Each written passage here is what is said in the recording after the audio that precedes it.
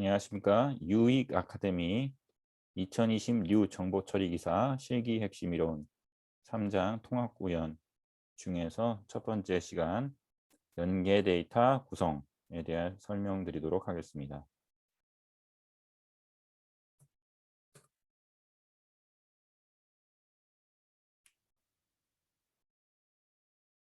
자, 연계 데이터 구성 첫 번째 시간에서는 시스템 간의 통합 구현을 위해서 데이터를 연계하고 시스템을 연계하기 위한 구성 절차 이런 것들에 대해서 배워보도록 하겠습니다.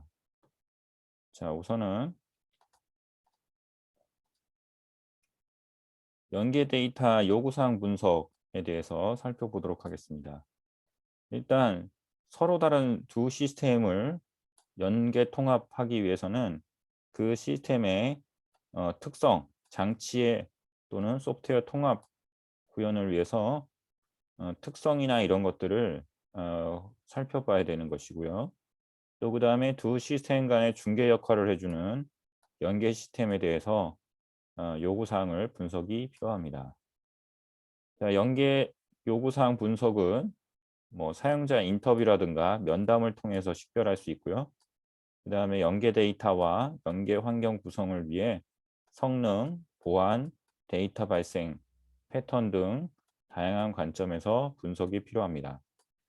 자, 일단 간단하게 말씀드리면 A라는 시스템과 그 다음에 B라는 시스템이 있어요. 그러면 우리가 두 시스템이 어떤 특성을 갖고 있는 것인지 분석을 또는 요구사항 분석을 필요한 것이고요. 일단 두 개 시스템을 연계해야 된다는 요구사항이 있을 경우에 A 시스템과 B 시스템이 갖고 있는 어떤 소프트웨어적 또는 물리적 또는 논리적 여러 가지 특성들이 있을 겁니다. 또 차이점도 있을 것이고요. 여러 가지 또한 네트워크로 연결하는 거기 때문에 네트워크의 특성, 또한 보안 문제, 데이터의 어떤 표준화 이런 다양한 관점들을 가지고 분석이 필요합니다. 그리고 중간에 이제 데이터를 연계하기 위해서 중계 시스템이 필요한데 이 중계 시스템의 어떤 또 특성, 이 A라는 시스템에서 B라는 시스템으로 송수신이 이루어질 때 중계 시스템이 어떤 역할을 해야 되는 것인지에 대해서도 그 특성을 분석이 중요하다고 볼 수 있습니다. 자, 그래서 연계 요구사항 분석 절차를 살펴보면요. 첫 번째로 시스템 현황 확인이 필요합니다. 제가 아까 말씀드렸듯이 송신 시스템 또는 수시 시스템, 그 다음에 이제 중계 시스템, 이런 시스템 간의 하드웨어의 구성과 그 다음 시스템 소프트웨어의 구성, 네트워크 현황을 먼저 확인하고 조사가 필요합니다. 그 다음에 이제 정의서 확인, 이건 산출물을 확인하는 것인데요. 송신 시스템과 수시 시스템의 연계하고자 하는 데이터에 대한 테이블 정의서. 그러니까 실제 데이터를 연계할 때 그 연계하는 데이터의 테이블 또는 정의서와 코드 정의서 이런 것들을 산출물들을 확인해야 되는 것이죠. 다큐멘테이션을 분석하고 확인하는 절차가 필요합니다. 그 다음에 세 번째로 체크리스트 작성. 일단 요구사항을 분석하는 거기 때문에 그 실제 시스템을 연계하는 것을 요구하는 이해관계자가 있을 거예요. 뭐 어떤 부서의 현업이 요구를 할 수도 있는 것이고 또는 그 시스템을 관장하는 시스템 전산실 담당자일 수도 있습니다. 그 질의사항을 정리를 해서 시스템 어떤 관점, 네트워크나 보안 관점 또는 응용, 데이터 공통 코드 이런 관점에서 연계 분석에 필요한 체크리스트를 작성합니다. 그래서 그 체크리스트를 가지고 인터뷰나 면담을 통해서 실제 요구사항을 분석하고 회의록을 작성하게 됩니다. 그 다음에 마지막으로 다섯 번째 연계 요구사항 분석서를 작성하게 되죠. 자, 그래서 연계 시스템 구성, 그 다음 데이터 식별에 대한 내용 등을 요구사항 아이디를 부여하고 요구사항 분석서를 작성하게 됩니다. 자, 그래서 이 절차들은 보통 이제 요구사항 분석하는 절차와 비슷한데요.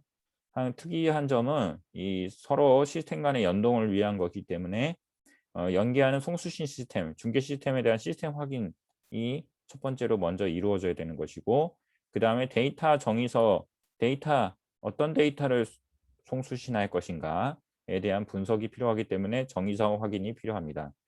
그래서 이 두 가지 미리 사전에 분석해야 되는 데이터, 먼저 현황 분석 이게 필요하고요. 그 다음에 거기에 따라서 체크리스트를 작성하고, 그 체크리스트는 이 두 가지에 대한 체크리스트를 말한다고 볼 수 있어요.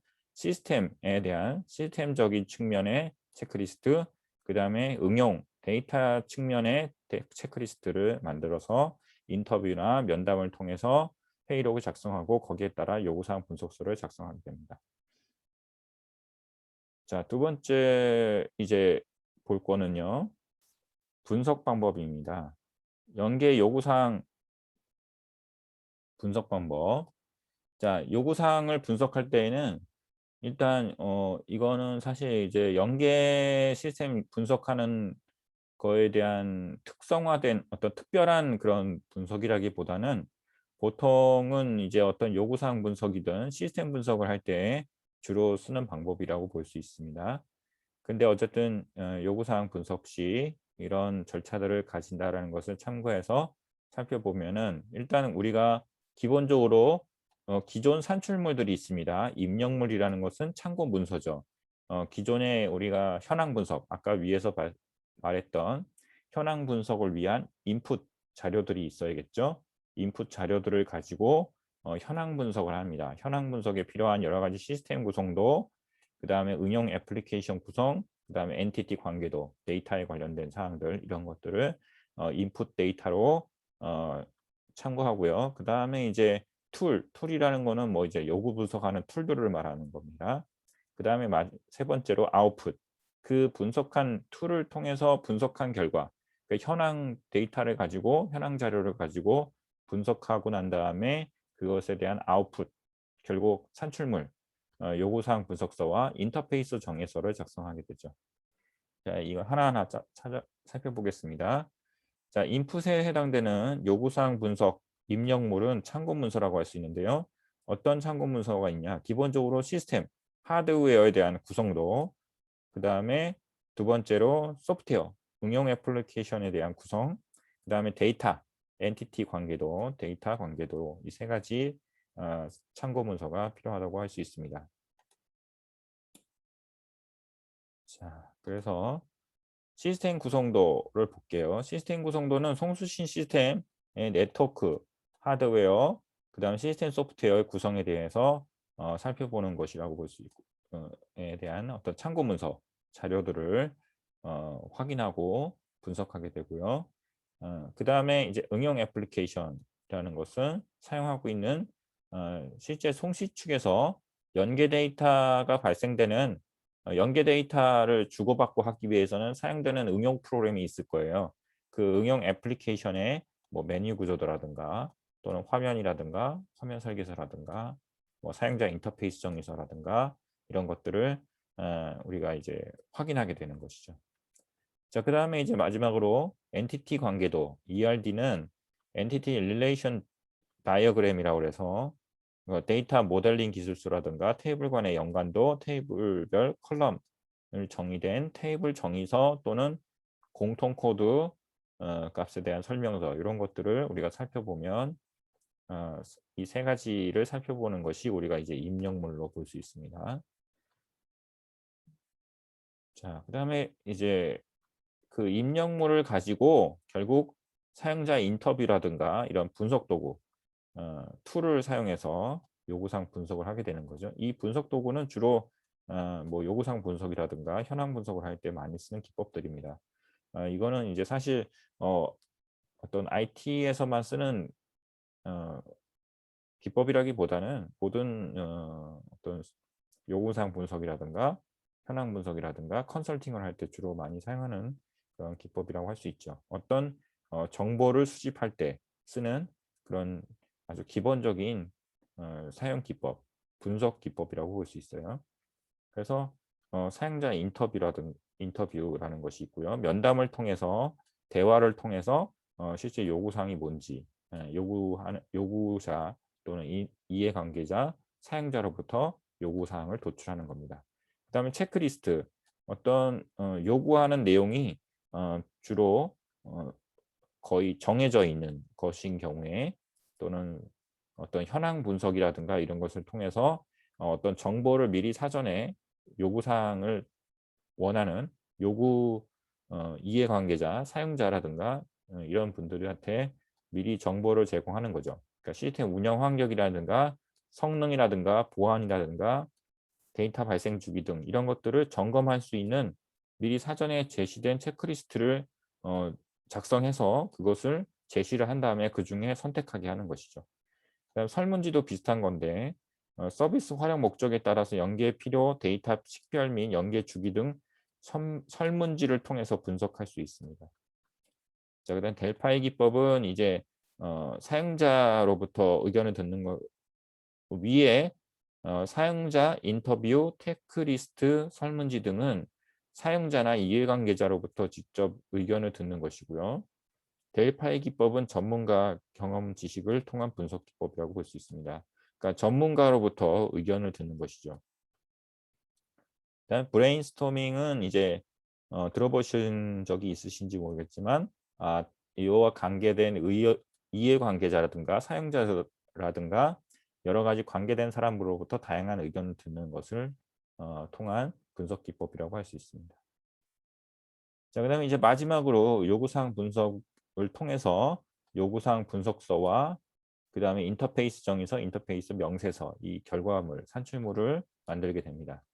자, 요구사항 분석서는 기본적으로 요구사항 분석에 통해서 나온 요구사항 유형이라든가 요구사항 설명, 해결 방안, 요구사항에 대한 제약 조건 또는 중요도, 뭐 출처 이런 것들을 작성하게 되고요. 인터페이스 정의서는 이제 우리가 하는 이 연계 데이터 구성을 하는 이 과정은 결국 요구사항 분석을 통해서 뭘 하고자 하는 거예요? 각 다른 시스템 간에 연계를 하는 거잖아요. 연계를 한다는 거는 결국 어떤 다른 이기종 간의 시스템, 단대 시스템 간의 인터페이스 연계를 하게 된다는 얘기는 결국 어떤 경계선 간에 서로 다른 경계에 있는 어떤 물리적인 공간에서 데이터를 주고받아야 되는 거기 때문에 결국에는 인터페이스가 필요한 겁니다. 그러니까 우리가 유저 인터페이스라는 거 용어 들어보셨죠? 그래서 이제 컴퓨터와 사람도 인터페이스를 하게 됩니다. 인터페이스가 필요한 겁니다. 그래서 우리가 주로 쓰는 인터페이스는 뭐 모니터라든가 마우스라든가 이런 걸 통해서 인풋, 아웃풋을 중간에 인터페이스 역할을 해주는 것이 필요한 것이죠. 정보를 주고받기 위해서. 그래서 연계 데이터와 연계 아키텍처를 설계하기 위한 연계 방식, 연계 주기, 연계 데이터를 식별 확인하는 내용을 작성하는 인터페이스 정의서를 쓰게 됩니다. 자, 그래서 인터페이스 명세서는 정의서에 작성된 인터페이스 아이디별로 송수시하는 데이터 타입이라든가 길이라든가 인터페이스 항목을 좀 더 상세하게 작성하는 문서라고 할 수 있습니다. 그래서 주요 항목은 인터페이스 아이디, 뭐 최대 처리 횟수, 뭐 데이터 크기 이런 것들을 상세하게 작성하게 됩니다.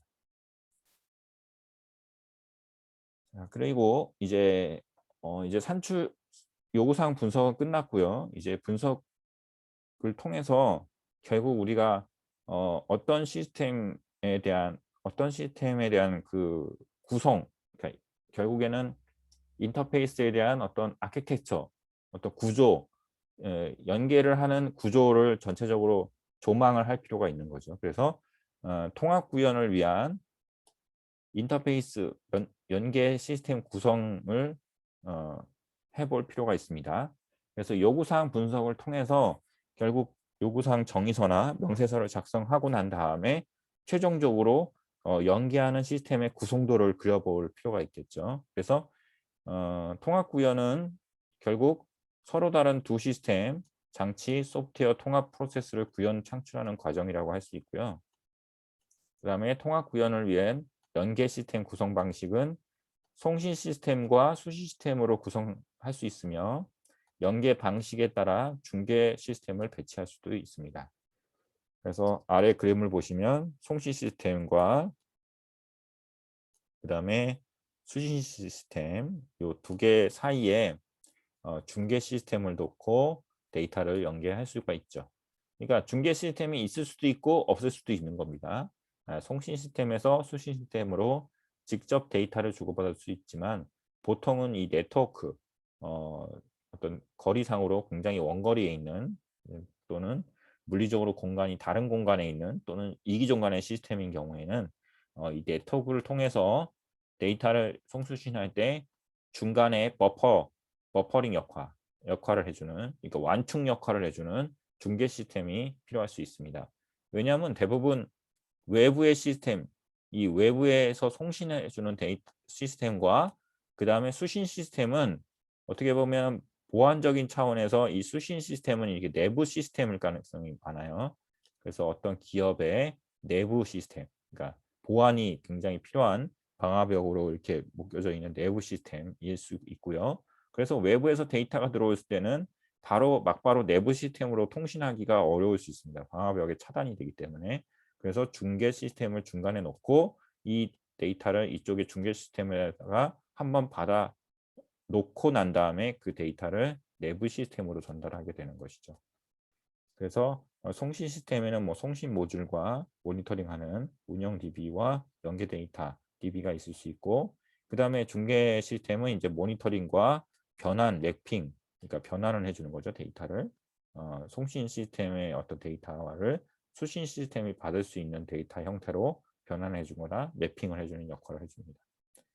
자, 그래서 송신 시스템에 대한 설명을 볼게요. 송신 시스템은 연계할 데이터를 데이터베이스와 애플리케이션으로부터 연계 테이블 또는 파일 형태로 생성해서 송신하는 시스템입니다.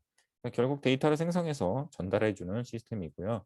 그 전달하는 어떤 어플리케이션이 또 존재하겠죠. 그 다음에 수신 시스템은 수신한 연계 테이블 또는 파일 데이터를 수신 시스템에서 관리하는 데이터 형식에 맞게 변환해서 데이터베이스에 저장하거나 어플리케이션을 활용해서 제공하는 시스템입니다. 그러니까 연계해서 통신에 들어온 데이터를 받아서 처리하는 시스템이죠. 그다음에 이제 중계 시스템은 송신 시스템과 수신 시스템 사이에 데이터를 송수신하고 연계 데이터의 송수신 현황을 모니터링하는 시스템입니다. 그래서 연계 데이터의 보안 강화 또는 다중 플랫폼 지원 등이 가능합니다.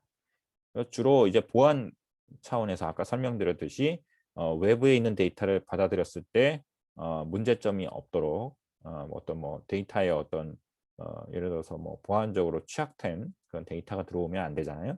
그래서 그런 문제 해결할 수도 있는 것이고, 어떤 근본적으로 구조적으로 이제 시스템이 외부의 시스템에서 데이터가 내부 시스템으로 들어올 때는 차단하는 어떤 방화벽이나 이런 보안 장치들이 있을 수 있기 때문에 그런 장치들을 통과할 때에는 중간에 버퍼링 해주는 중간에 이제 어떤 모니터링이나 또는 변환 매핑을 통해서 수신을 해줄 수 있게 중계 시스템을 두게 됩니다.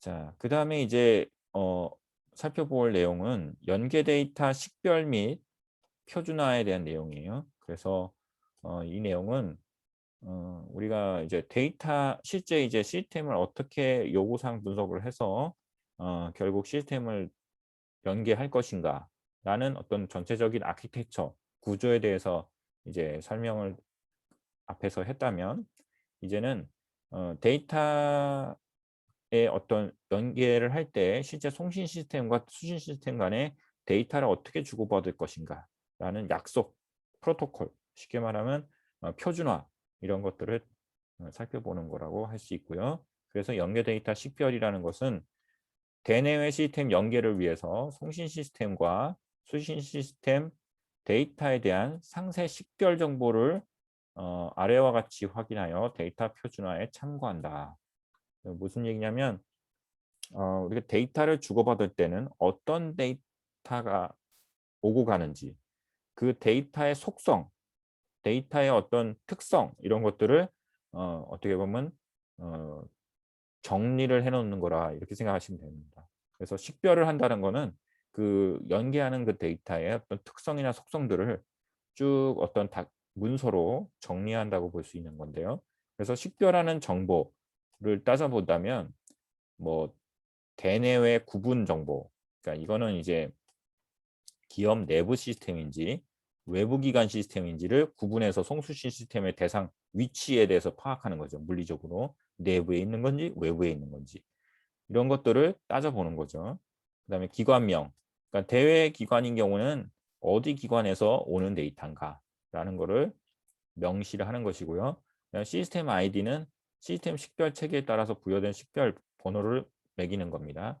그다음에 한글명, 시스템 한글명이 뭐고 시스템 영문명이 뭔지 표기를 하는 거고 하고요. 그다음에 시스템 설명, 그러니까 연계하는 시스템의 업무라든가 위치라든가 이런 건 부가 정보를 설명하는 것이고 시스템 위치, 그러니까 설치된 위치가 어딘지, 그 다음에 네트워크 특성, 네트워크의 속도나 대역폭이나 유의사항 이런 것들을 작성하는 겁니다. 그 다음에 전용 회선 정보, 회선이 어떤 회선을 쓰는지 연결 방법이나 속도 등에 대한 정보를 어, 확인하는 것이고요. 그 다음에 IP URL, 아주 기본적인 거죠. 시스템 접속에 필요한 IP는 무엇이고 그 다음에 URL 정보는 어떻게 되는지 확인하는 겁니다. 그 다음에 접속에 필요한 포트 정보도 필요하겠죠. 그 다음에 로그인, 시스템 정보의 로그인과 아이디, 패스워드, DB 정보, 데이터 연결 시 필요한 DBMS의 유형, DBMS의 로그인 정보, 그 다음에 담당자 정보, 그래서 인터페이스 담당자 연락처. 이렇게 해서 이런 여러 가지의 어떤 연계 시스템에 대한 식별이 필요하다라고 볼 수 있고요. 그다음에 이제 데이터 표준화.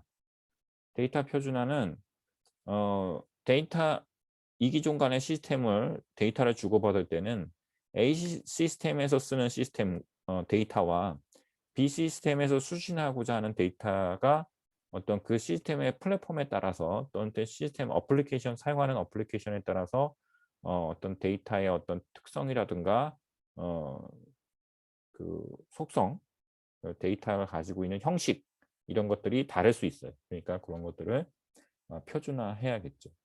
인터페이스 시스템 사이에 교환되는 데이터는 규격화된 표준 형식을 미리 사전에 정의해서 사용할 필요가 있습니다. 그래서 인터페이스 설계 단계에서 송수신 시스템 사이에 전송되는 표준 항목과 업무 처리 데이터, 공통 코드 등을 누락 없이 식별하고 인터페이스 명세서의 작성이 필요합니다. 자, 그래서 인터페이스 시스템의 데이터 표준에는 이 사례입니다. 사례 이렇게 꼭 뭐 이게 어떤 뭐 예를 들어서 꼭 이렇게 해야 된다 이런다 내용이라기보다는 인터페이스 시스템의 표준을 만들 때는 이런 구성으로 하면 좋겠다라는 생각을 정리한 겁니다. 그러니까 이게 주로 이렇게 많이 쓴다는 얘기고요. 알고 계시면 좋겠다. 그렇게 생각하시면 되겠습니다. 그래서 인터페이스 데이터의 공통부라는 것이 있고요. 개별부, 뭐 종료부 이렇게 해서 인터페이스 시스템의 데이터 표준화를 하는 것이 도움이 되겠다 이런 내용이죠. 그래서 인터페이스 공통부에는 인터페이스 표준 항목을 포함하고요. 그 다음에 개별부에는 송수신 시스템에서 업무 처리에 필요한 데이터, 실제 데이터를 포함하고요. 종료부는 전송 데이터 끝을 표시하는 문자를 포함하여 종료 표시를 합니다.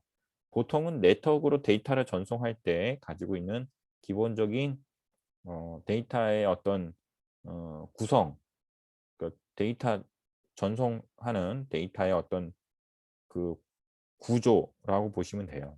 그래서 아래에 어떤 사례를 보여드리는데 전문 공통부, 그러니까 데이터가 이렇게 통으로 어떤 프레임이나 데이터 프레임으로 이렇게 어떻게 보면 데이터가 전송이 된다 그러면 그 데이터가 전송되는 프레임에는 이렇게 구조로 나눌 수 있더라 이런 얘기죠. 그래서 전문 공통부에는 뭐 전문 길이, 그다음에 시스템 공통, 거래 공통 뭐 이런 것들로 코드화해서 데이터의 어떤 표준 항목들을 정리해 표시해 줄 수 있고요. 그 다음에 개별부에는 이 가변이라는 거는 실제 데이터. 이 부분이 이제 실제 데이터죠. 전송하고자 하는 실제 데이터라고 할 수 있습니다. 네. 그래서 가변인 거고요. 그다음에 전문 종료부에는 이 전문이라는 거는 이제 그 텍스트라고 보시면 돼요. 영어로 보면. 그래서 텍스트의 종료 부분에 대한 표시다. 이렇게 생각하시면 되겠습니다. 그래서 공통부와 개별부와 종료부 해서 공통부에는 표준 항목이 들어가고 개별부에는 실제 데이터가 들어가고 종료부에는 종료됐다. 어떤 문장이나 어떤 텍스트들이 끝나는 지점이다라는 것을 명시하는 것이라고 할 수 있습니다. 이렇게 해서 이제 연계 데이터의 표준화에 대한 어떤 형식을 갖추면 실제 송신하는 데이터와 수신하는 데이터 간에 뭐 어떤 에러 없이 어떤 서로 의사소통이 이루어지게 되는 것이죠. 자, 그다음에 식별과 표준화 절차입니다. 앞에 이제 어떤 형식을 맞춰줬지만 이 형식은 사례고요. 실제 송수신 데이터의 어떤 식별과 표준화는 실제 송수신하는 시스템 간의 특성에 맞게 맞추면 되겠죠. 우리가 지금 배우는 거는 어떤 이론적으로 이런 절차에 따라서 진행되는 거다라는 거를 배우는 거고요. 실제 이제 우리가 연계 데이터를 할 때는 보통 데이터는 어플리케이션을 가지고 데이터 네트워크의 어떤 표준화된 기본적인 이미 정해져 있는 어떤 룰에 따라서 데이터를 송수신하는 거기 때문에 따로 이렇게 뭐 어떤 데이터의 표준화나 이런 거를 고민할 필요는 없을 수 있으나 이런 절차에 따라서 할 수 있다라는 것을 생각해 본다는 차원에서 우리가 배우는 겁니다. 그래서 연계 범위와 항목을 정의합니다. 첫 번째로 데이터에 대한 식별을 할 때, 연계 데이터 식별을 할 때, 그래서 시스템 간에 연계하려고 하는 정보가 무엇인지 구체화해서 범위와 항목을 정의하고요. 그 다음에 송신 시스템과 수신 시스템에서 연계하고자 하는 각 항목의 데이터 타입과 길이와 코드 여부 등을 확인합니다. 그 다음에 두 번째로 연계 코드 변환 및 매핑이 필요하죠. 그래서 연계 대상의 범위와 식별을 한 다음에 연계 정보 중에 코드로 관리되는 항목이 있는지 이런 것들을 변환하고요. 그 다음에 코드로 관리되는 정보는 검색 조건을 활용합니다. 자, 그리고 난 다음에 이제 마지막으로 연계 데이터 정의서를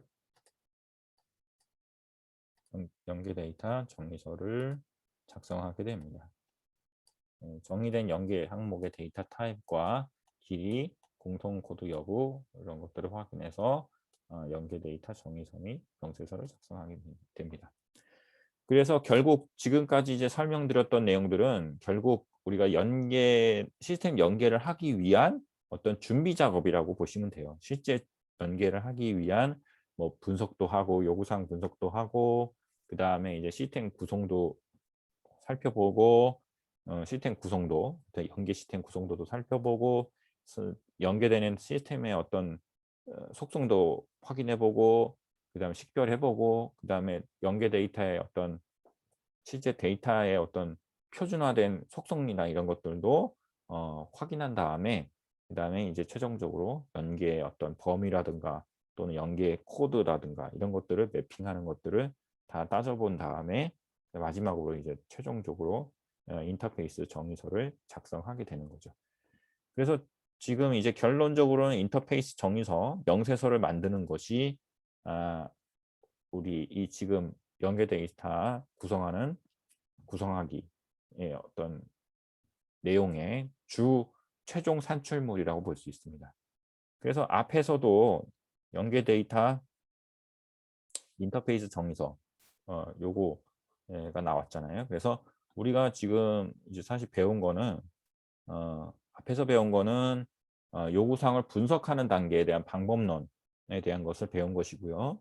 그래서 그 요구사항 분석하는 방법론에 따라서 이런 절차에 따라서 요구사항 분석을 하는 것이고 그 다음에 이 지금 앞에서 요구사항 분석하는 거는 실제 연계 시스템에 대한 요구사항을 분석하기 위한 프로세스를 내용 배운 것이고, 그다음에 이제 시스템 구성을 따지고 난 다음에 실제 기술적으로 설계를 하기 위한 식별과 분표준화 작업을 하는 내용을 뒤에서 식별 및 표준화로 배운 거라고 생각하면 됩니다. 그래서 실제 요구사항 분석한 내용과 그다음에 기술적으로 분석한 내용을 종합해서 인터페이스 정의서와 명세서를 작성하게 됩니다. 자, 이렇게 해서 오늘 첫 번째 통합 구현을 하기 위한 연계 데이터 구성하기에 대한 수업을 설명을 마치도록 설명을 드렸습니다. 이렇게 해서 오늘 첫 번째 시간 수업을 마치도록 하겠습니다. 감사합니다. 다음 시간에 또 뵙도록 하겠습니다.